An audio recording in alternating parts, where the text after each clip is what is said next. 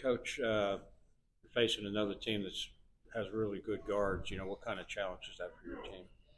It'll be a good challenge. R.J. Davis, obviously, reigning ACC Player of the Year. Cadeau has gotten better, improved from his freshman year.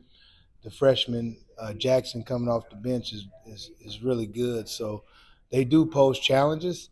Um, kind of excited about this game, though. To be honest with you, excited. To go to UNC and see what we can do. I'm more concerned about us. When I say concerned, I'm more focusing on us and what we're doing, because although against Oklahoma we didn't play the 40-minute, there was a lot of things to be happy about, and I feel like over the course of the last couple of weeks since the game we have improved. We just have to keep improving right now, as we get through this month of December. I was going to say, is it still that part of the season where it's more about Georgia Tech at this point than the opponent? No question. We just didn't get any favors with league. To play 2 years in a row Duke at home, and then UNC, at their spot this year. But the thing about it is I think that our trajectory is going in the right direction. So that's why I'm excited about it, to see if we can build on what we did against Oklahoma. We got to put a 40-minute game together, and it was more so for me. It was more so actually offensively. I thought defensively we played really well. I said it on Wednesday, but you got to give Oklahoma guards credit. They hit some really tough shots, but collectively and overall, I thought we played a pretty good defensive game. Even McCollum's still out, I think. Yeah, he out. Yeah, he's out. So. And I guess with that, you have to be more conscious of just maybe getting breathers for Lance and Nate, and the way you use Jade and all that in games to keep those guys fresh. So they're fresh in the second half for you. It's managing the game. I don't like micromanaging the game for 40 minutes. I felt like, but it's been kind of in between for me. So it's a give or take. But there was about a minute and a half there where I probably should have called the time. I just managed the game a little bit better, just looking back and critiquing myself. But it's just managing the 40 minutes and trying to figure when to get guys blows and to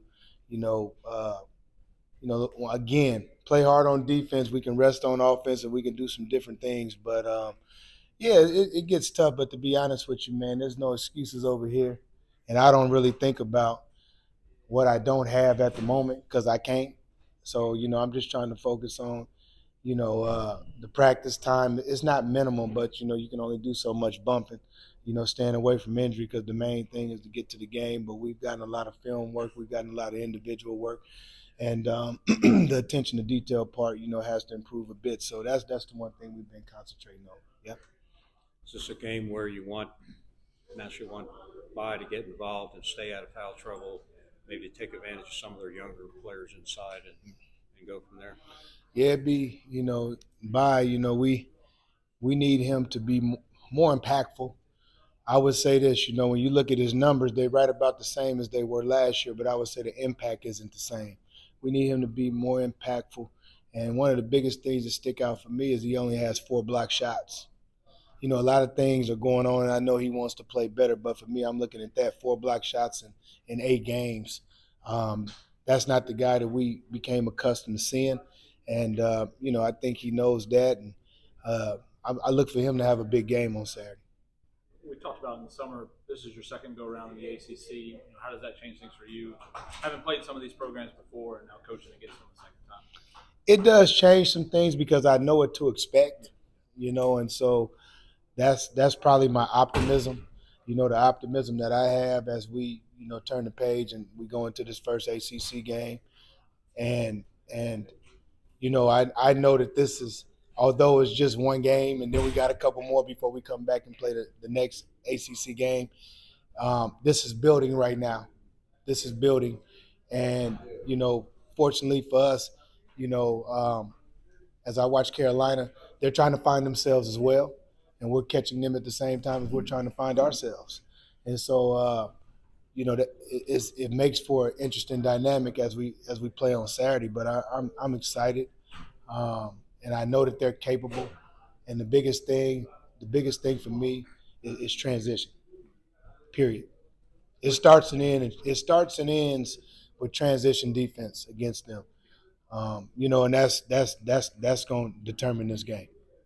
Dorian seems to be getting a little bit more comfortable with it, and he had a really nice defensive stand against Dylan Moore in the game where he had a couple back-to-back blocks and just really good individual defense.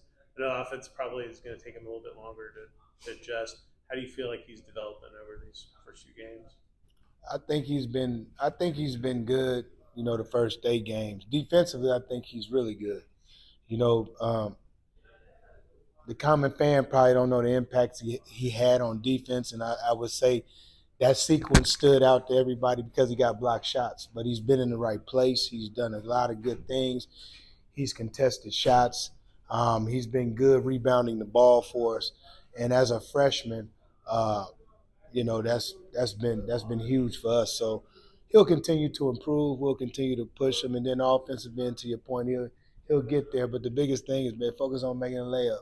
I always tell guys, the one thing about it is the concentration level.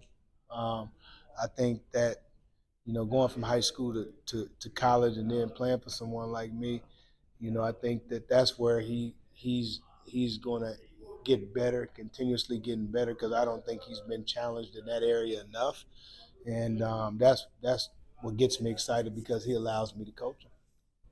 As you have a hangover after you miss a bucket, after you miss a shot, has that improved a little bit? You know what? It got a little bit better. I think now, again, the big question is the fatigue and trying to figure that out. But I did think it got better last game. I thought for even when we gave up some against Oklahoma, I thought that for the better part of about 34 minutes, I thought we were really good. Not only in half court but in transition. We got to figure out how to sustain it for the other 6. And part of sustaining that is running good offense. Now we got to finish the play, but we got to keep running good offense to put ourselves in a position to make those layups, because at least we're at that point. I didn't think we took a bunch of bad shots. We took some bad shots. We didn't take a bunch of bad shots, but at the end of the day, we just can't allow our offense to put us in a bad way.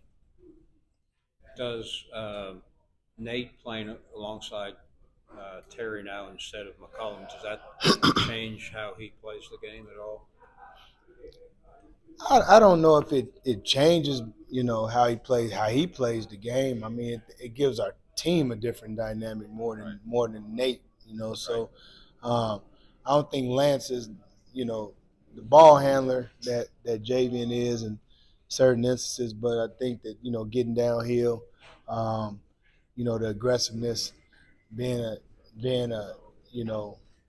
the two-way player that he is, you could put him on the best, you could put him on the best perimeter and put Nate on another guy. So that's changed from that dynamic. But I don't think Nate's game has changed. Nate has to, we've been working, but he has to figure some things out on the run as well. It's not easy. I've been saying, with both him and Bai, like that sophomore jump is hard. That sophomore jump is hard. And, we just got to see continued improvement. That's all I'm looking for. It seems like Luke is due for a kind of a breakout game for you guys. You feel like maybe he's pressing a little bit on offense with his shot, or you feel like he's. I would like to see him get lost in the little things. See, for me, I can give you so many words of encouragement and do different things, but last game I think he took 3 shots. I think he might have been 2 for 3 or 3 for 3. But if you remember, he got a layup, then he hit a 3. Like sometimes, man, you got to do the little things that'll help that ball go through the hole. And I've always told myself, I remember when I played, I used to tell myself when things weren't going well, there was somewhere along the line I got to honor the process a little bit better because I've been cheating it, because if I wasn't cheating it, then something good would happen for me. And that's how you get out of those so-called slumps. And I don't think he's in a slump. I just think you got to go play hard. You have to pay attention to detail. You got to do some other little things that'll help and contribute to winning, and then the shot starts to go in. Defensively with Davis, I guess he's a guy where he'll put it up from anywhere. Plus, he can go to the hoop. You know how difficult it is to guard a guy like that. Well, the challenge more so is how does he get his 20 points? Do we make him take 20-plus shots to get his 20 points, or is he efficient? That's the challenge. And we want to make him take a lot of shots because we know he's going to shoot it. He took 24 shots last game.